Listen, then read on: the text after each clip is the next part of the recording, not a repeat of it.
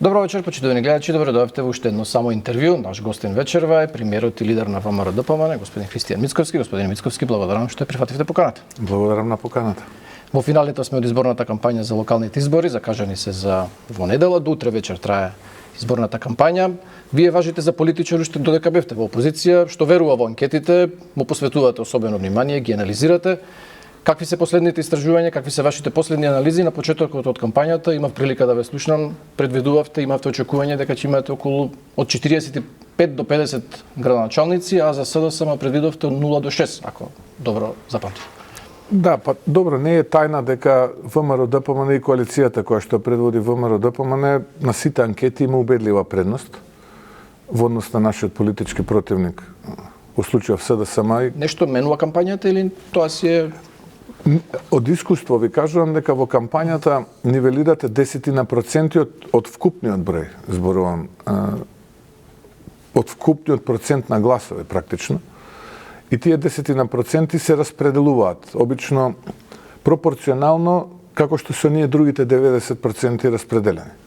Ако таму е бројката 3:1 или 2:1, така се распределуваат и овие отприлика 10%.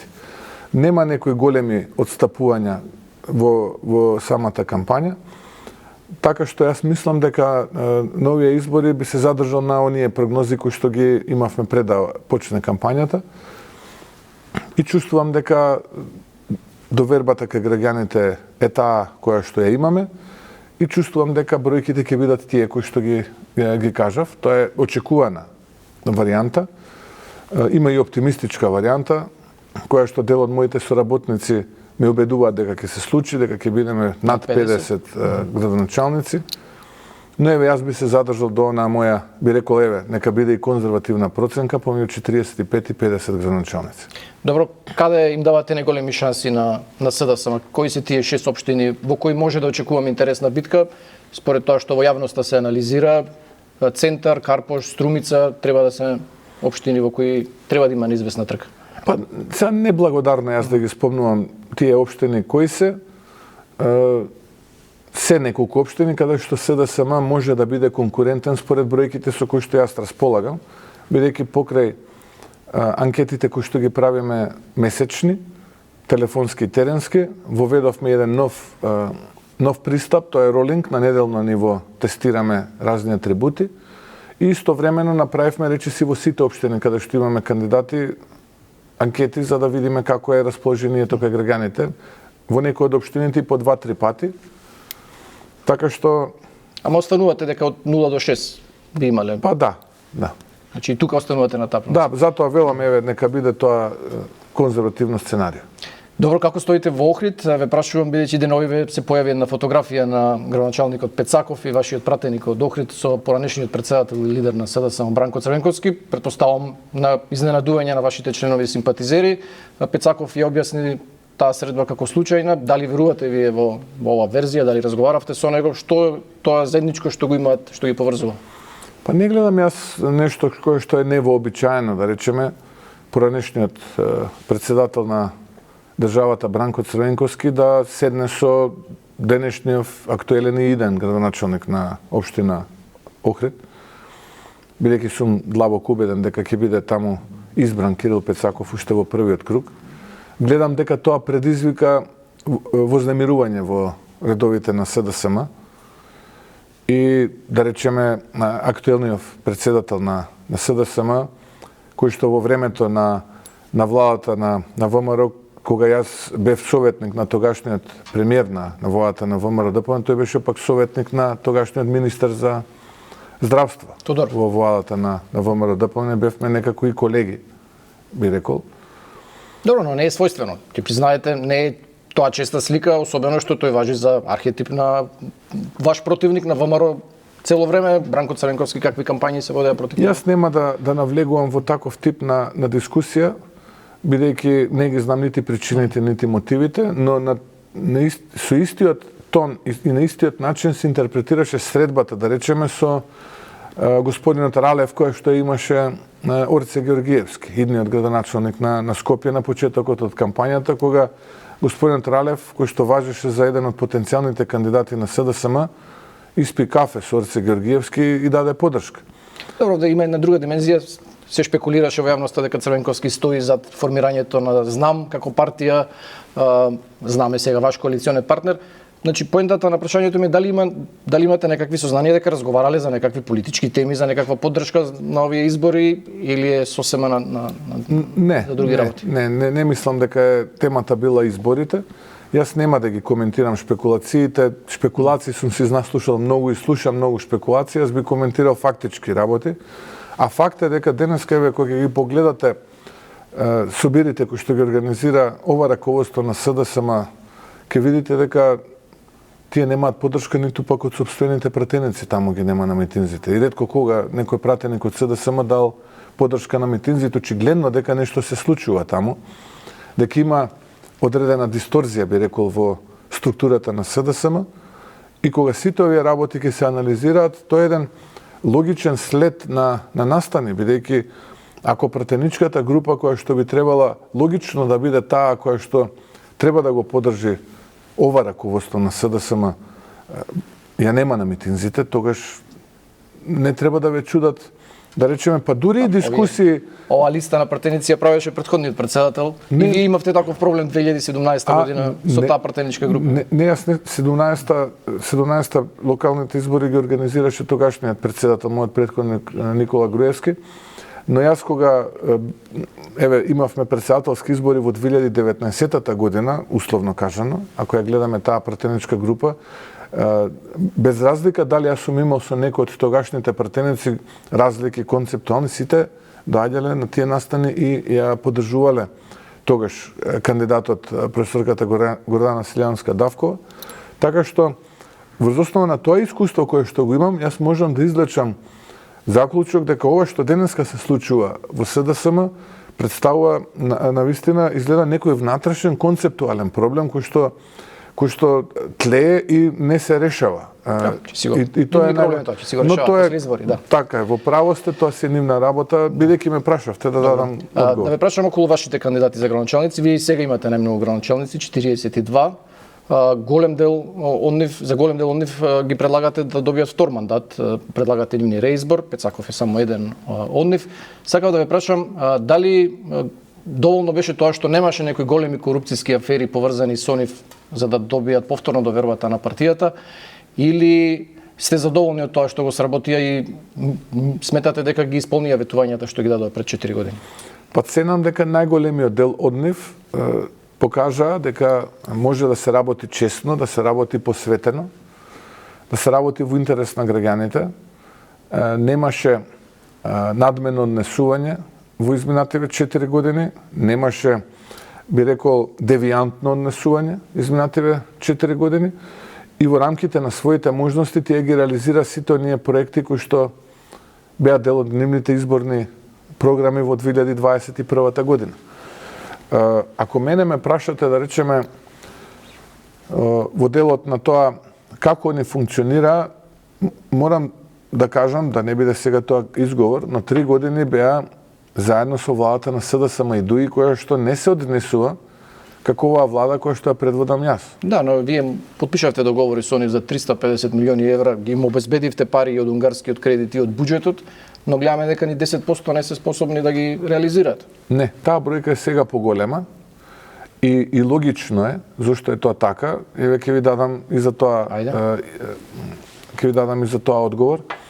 Имено првиот повик кој што беше некаде околу 100 милиони евра во вкупна вредност. Штом дојдовте на власт го распишете? Да, траеше процедурата и практично они пролетва започнаа со реализирање на проектите и најголемиот дел од тие проекти веќе се во процес или се завршуваат. Вториот повик, поради изборите и поради сето ова што се случува, беа во неможност да ги распишат тендерите, а тие што ги распишаа ги завршуваат. Сега и очекувам дека ќе почнат и со нивна реализација. Наставно природен е процесот, така што проектите се тука.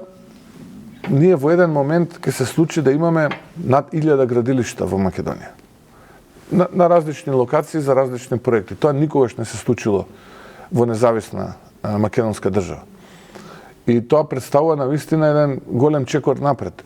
Кога на ова ќе се додадат и приватните иницијативи, останатите државни проекти, тогаш се поставува едно друго прашање, дали нашата градежна оператива има капацитет во еден момент се тоа да го сработи и доколку нема, што треба ние да направиме како држава да им помогнеме за да го создаде тој капацитет и како трета дилема, дали природно во годините кои што следат таа градежна оператива може да расте за да ги следи амбициите на владата. Ако има пари, ќе се снајдат тие земаат од Непал работници, од Турција, носат од цел свет. Не е така едноставно, не е така едноставно, затоа што вие можете да донесете работници и од крајот на светот.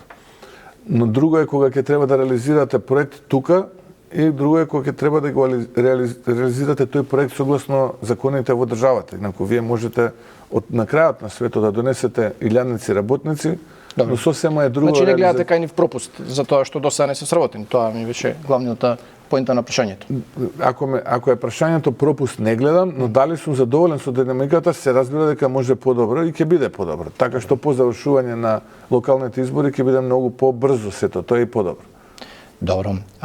Вие предвидувате за сега само 0 до 6 градоначалници, но Венко Филипче за вас предвидува дека ќе имате пат на бројот на гласови на советничките листи, споредено со тоа што освоивте лани на парламентарните избори.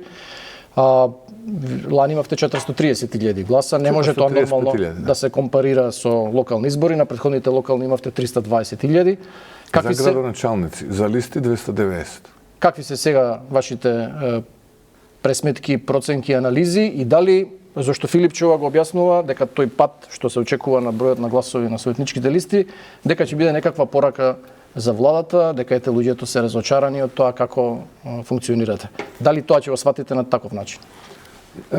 Во ред сега, нормално е дека опозицијата ќе си има своја верзија на резултатите од изборите и предпоставувам дека тие ќе се обидат да најдат одредени изговори поради неуспехот кој што ќе го доживеа, кој што е се поизвесен. Не можеме ние да споредуваме претседателски со парламентарни со локални, локални со претседателски. Тоа е основа во политичката теорија. Ние можеме да споредуваме избори со избори. Ако ние во 2017-та сме имале 320.000, во 2021-та поради ниската излезеност, тогаш уште беше короната, се сеќавате, со маски се гласаше и така натаму, ние имавме 290.000 гласови на советничките листи, на градоначалничките листи имавме 320.000 гласа. Јас очекувам некоја бројка помеѓу парламентарните и локалните избори. Но таа бројка која што ја очекувам ќе биде убедливо најголемиот резултат на ВМРО-ДПМН на локални избори. Значи околу 350.000? Кој што некогаш би се случило. Па ајде да бидеме конзервативни меѓу 350 и 360.000 на советничките листи, иако добро, и тоа ќе го сметате за успех. Повторно можам да кажам дека дел од моите соработници кога прават анализа, кои што се занимаваат со аналитика во партијата и комуникации, ми велат дека сигурно ќе имаме четворка напред на резултатот, што би било за мене преоптимистички, но тоа ќе зависи. Да, и обично излезноста е помала на локалните избори во однос на парламентарните, од мобилизацијата што ќе направите. Токму тоа сакам да кажам, гледаме, анализираме, недела ќе биде убав сончев ден, барем според последните прогнози. Температурата ќе се движи низ Македонија меѓу 15 и 20 степени, што е еден од условите што би рекле спортските коментатори, идеални услови за надпревар. Што би значило дека ако некој сака да излезе да гласа, нема да има од тој аспект пречки. Ние мислам дека тоа понуда која што ја презентиравме на овие избори е со јасно дефинирани цели, со проекти, со термини, дати, вредности и така натаму. Од другата страна имавме исклучиво негативна и црна кампања, ад хоминем напади, ниски страсти и така натаму. И Венко се жалеше, Филипче, за дека и тие се изложени на црна кампања. Тоа е веројатно дел од политичката култура што се уште имаме. Сакам да прашам колку очекувате да има СДСМ на советничките листи, тие во еден момент не навредив оваа кампања никого. А за себе прочитав дека би било штосно во оваа кампања да ме најдат на парчиња спакуван во оној куфер што го најдов во близината на штабот на ВМРО-ДПМН, за кој што постоеше основано сомневање бидејќи имаше пријава за подметната бомба. Сега Добро, тоа не беше директно од СДСМ, беше тоа е од новина во човек Тричковски. кој што важи близок до СДСМ и кој што ова раководство и одредени веб портали блиски до СДСМ го цитираат и го објавуваат. И тоа е една работа. Втора работа, вие да кажете дека не ме мразите, туку ме презирате, што би требало да е ниво над мразење. Навистина, чудна некоја реторика, ако тоа не е, сам не личи на човек кој што е редовен професор, но во ред тие така си мислат. Предпоставувам дека на тој начин мислат дека ќе ги мобилизираат своите членови активисти. Јас не мислам така. Тој што им ја правил таа стратегија и тие клучни пораки, мислам дека ги измамил, треба да си ги бараат парите назад, но тоа е нивна работа. Добро, не упатувате навреди кон Филипче, но упатувате сериозни обвинувања дека се споменуваат некакви куферчиња од Бугарија, некакви стикови, дури го поврзувате тоа со некакви лукративни причини, дека некако илузијата е дека земале пари за да и заради тоа ја предложиле таа резолуција со црвените линии. Тоа не е мало обвинување. Видете, еве, ако тоа не е така, нека дадат одговор. Нека има институции во државата, нека кажат не е така и поради Што ова... обвинува треба да има некакви докази дека е тоа така. Точно, ако не е тоа така, еве, нека излезат. Инаку, јас во минатото сум бил предмет на многу напади од страна на СДСМ, дел од тие напади сум поднесол пријава до суд, сме имале судски процес и во 2 или 3 наврати од тие неколку колку што биле, мислам дека имаме и неколку кои што се тековни, СДСМ е осудено за навреда, за клевета и така натаму. Ако тие мислат дека јас ова што го зборувам не е така, и ако има основа, нека почнат, па да видиме, можда ќе има и докази. Добро. Тие велат дека успех за нив ќе биде ако имате еден глас повеќе од лани, тоа се некои 153.000 гласа. Дали се достижни тие за СДСМ во овој момент или можеби левица ќе изненади на овие избори и ќе го заземе нивното место?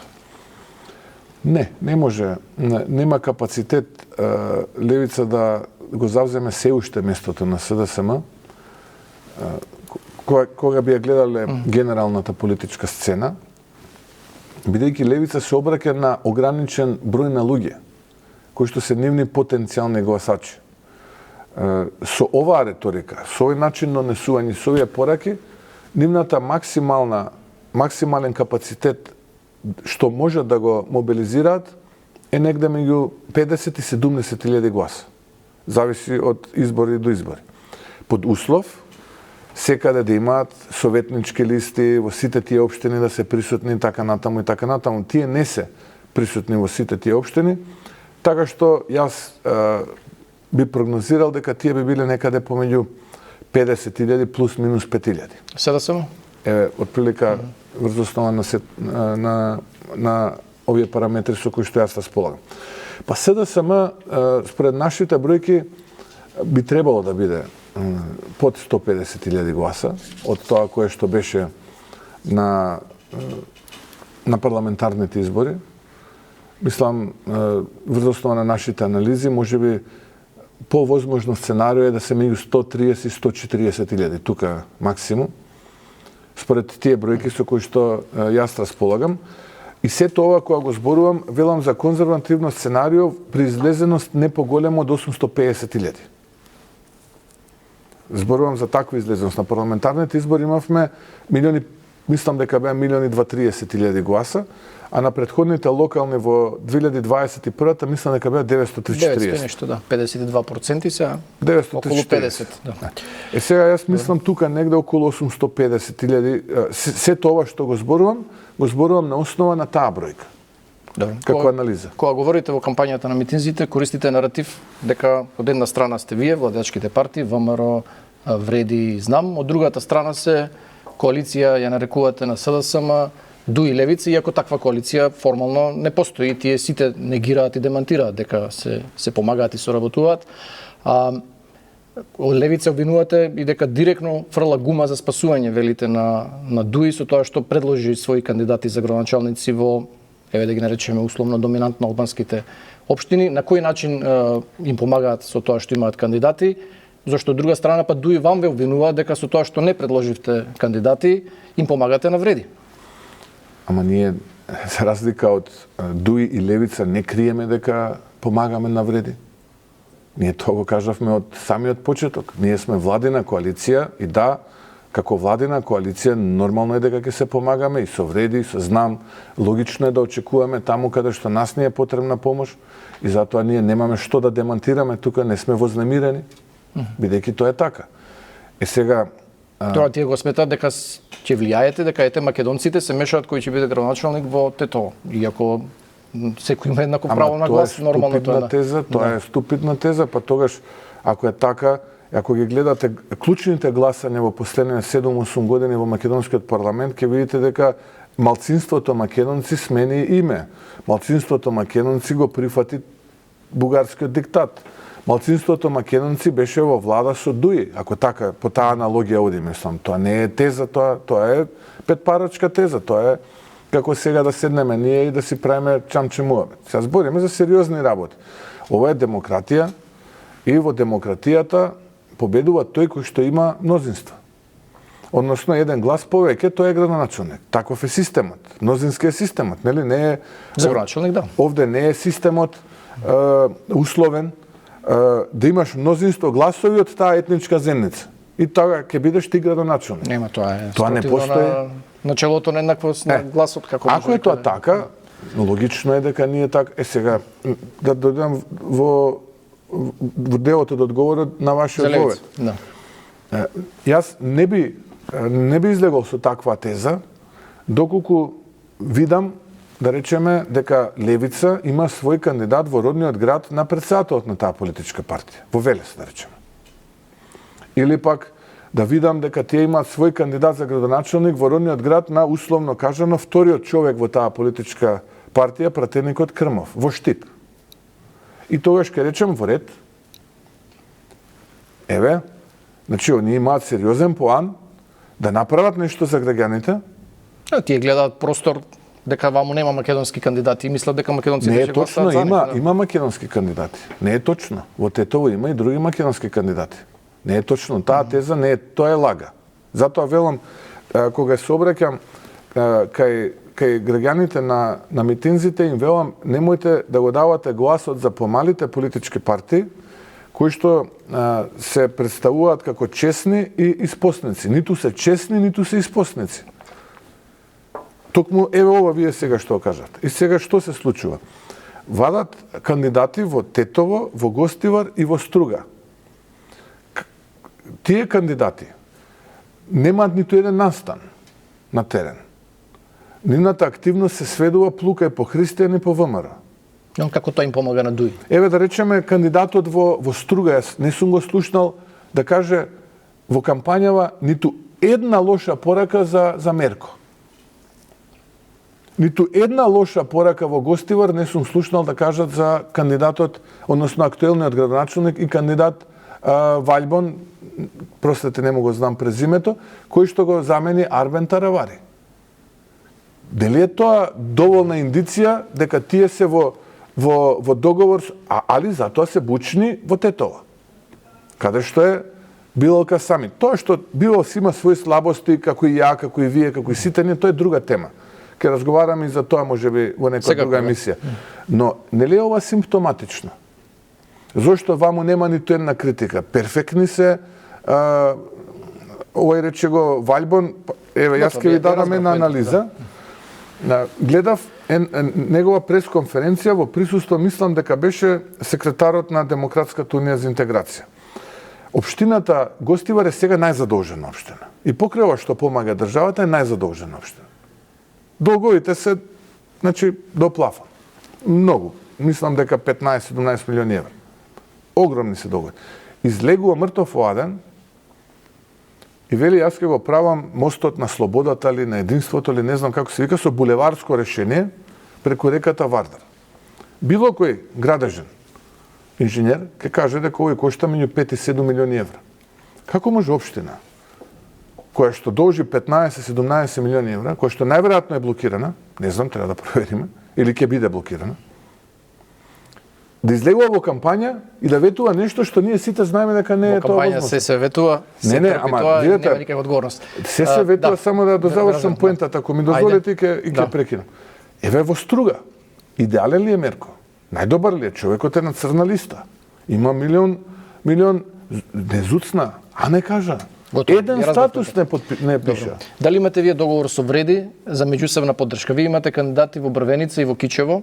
Може да се случи да влезе вашиот кандидат и кандидатот на ДУИ. Дали во тој случај членовите симпатизерите на Вреди ќе гласаат за кандидатот на ВМРО ДПМН, како што вие ќе ги поддржите во првиот круг? Дали таа бариера ќе се надмине етничка и од албанска страна, не само македонска? Не, ние немаме формален договор со никого.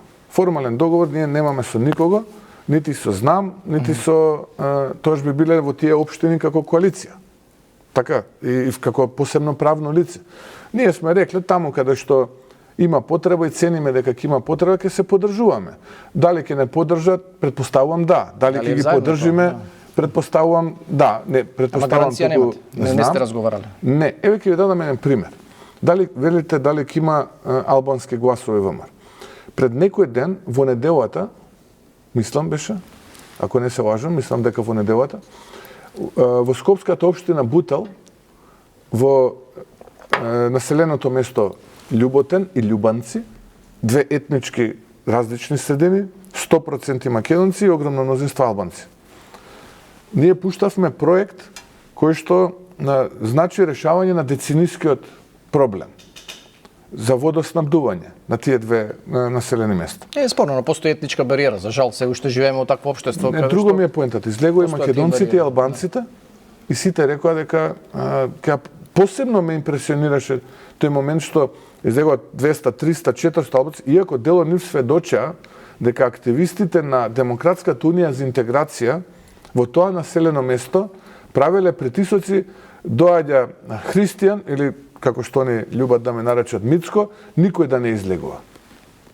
Но напротив, тие излегува масовно да дадат поддршка, бидејќи видете колку е тоа нечовечки. Ние решаваме проблем кој што овие што 20 и кусур години беа во влада, што денеска водат кампања на една тема, а тоа е етничка омраза, не успеале да го решат, ние сега го решаваме и им велат не одете, не давајте поддршка. Мислам, замислете колку се тие себични. Не ги интересира само личниот интерес, не ги интересира колективниот.